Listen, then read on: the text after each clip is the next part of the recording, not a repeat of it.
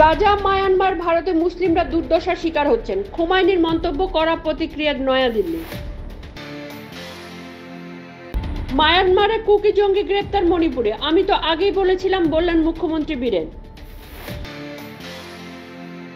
ইসরায়েলে hypersonic ballistic ক্ষেপণাস্ত্র হানা, দায় স্বীকার করে বিবৃতি দিল ইয়েমেনের হুতিরা। আফগানিস্তানে পোলিও টিকাকরণ কর্মসূচি বন্ধ করে দিয়েছে তালিবান, অভিযোগ রাষ্ট্রপুঞ্জের। শয়ে শয়ে মানুষ মৃত, নিখোঁজ বহু, বিধ্বংসী টাইফুনের স্রেফ মায়ানমারেই ভ্যানিশ 66,000 বাড়ি। উত্তরপ্রদেশে বাজি কারখানায় বিস্ফোরণ, অভিঘাতে ভাঙল পাশের বাড়ির ছাদও, মৃত অন্তত 4, আহত অনেকে। অযোধ্যায় রাম মন্দিরে কর্মী এক কলেজ ছাত্রীকে 2 দিন ধরে আটকে রেখে গণধর্ষণ, গ্রেপ্তার 8।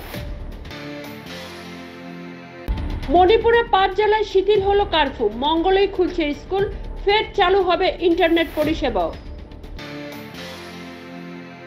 রাস্তার ধারে বসেছিলেন, দুরন্ত গতিতে ছুটে এসে পিষে দিল ট্রাক, মৃত একই পরিবারের 4 জন, উত্তরপ্রদেশের সম্ভলের ঘটনা।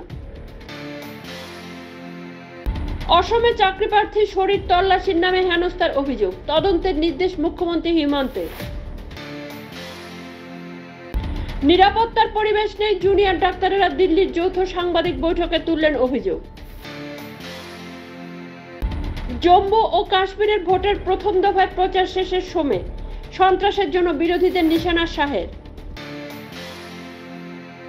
হৃদরোগে মৃত্যু গ্যাংস্টার তথা রাজনৈতিক মুখতারের, ধীরে ধীরে বিষ প্রয়োগ তত্ত্ব ওড়ালো জেলা শাসকের রিপোর্ট। ফের হোস্টেলে ছাত্র মৃত্যু, দিল্লির ইন্দ্রপ্রস্থ বিশ্ববিদ্যালয় হোস্টেলের বারান্দা থেকে ঝাঁপ তরুণ ছাত্রের।